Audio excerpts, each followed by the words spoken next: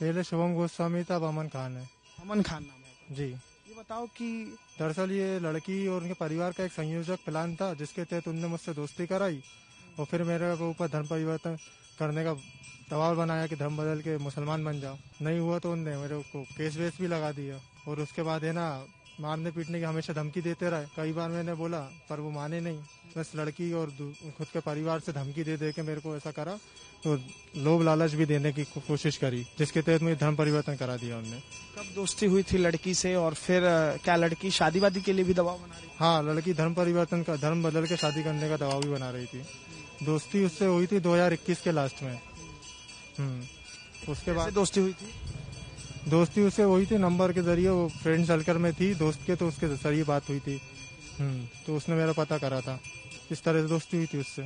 उसके बाद है ना धर्म बदलने के लिए जमात में भिजाया गया, जिसमें 180 दिन के लगभग में जमात में रहा। वहाँ पे गौ मांस वगैरह भी खाया, उनके अगर वो सेवन कराया, वो मतलब मजबूरी थी, कुछ और ऑप्शन नहीं था।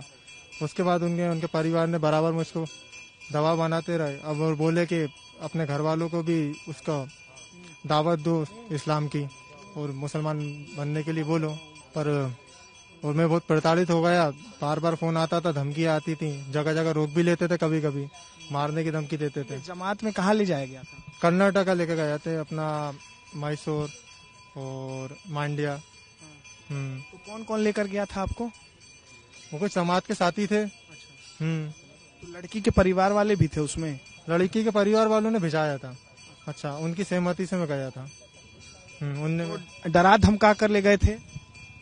हाँ, वो लड़की ने, घर वालों ने बोला था चले आओ, दवाया था उस समय कि चले आओगे तो बढ़िया रहेगा।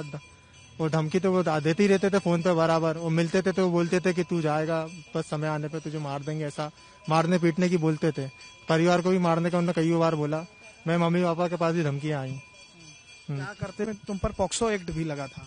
हाँ, वो डबल सर्टिफिकेट लगाए थे। उनके 2 एज सर्टिफिकेट है। 10वीं की टेंथ माध्यमिक शिक्षा मंडल की जो मार्कशीट है 10वीं की, सरकारी मार्कशीट है, उसमें वो एज 19 है और जो आधार कार्ड है उसमें वो 17 की है। तो उनने जो उसमें भी धांधली की है। अब किस तरह उन्होंने डबल एज सर्टिफिकेट बनाए और जेल भी गए तुम? हाँ, उसी में मुझे जेल पहुंचा दिया, छोटा गलत सर्टिफिकेट। जेल जाने के बाद फिर उन लोगों ने क्या कहा?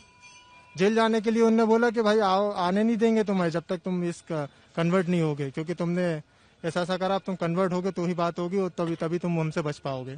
झूठा केस किया? हाँ, झूठा केस।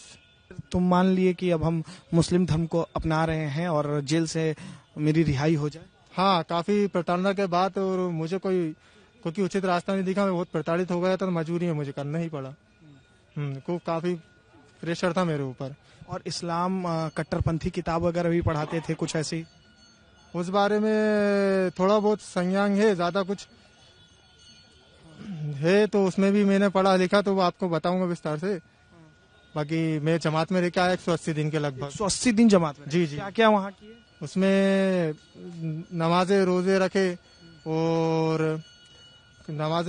और पूरी 24 घंटे वहीं पे रहे हम, मस्जिद में खाया पिया सोया और अपना बस वही सब था। उनकी जो पारंपरिक चीजें थी, मुस्लिम कम्युनिटी में जो होता है वो सब तुमने किया? वो सब कुछ मैंने पालन किया पूरा।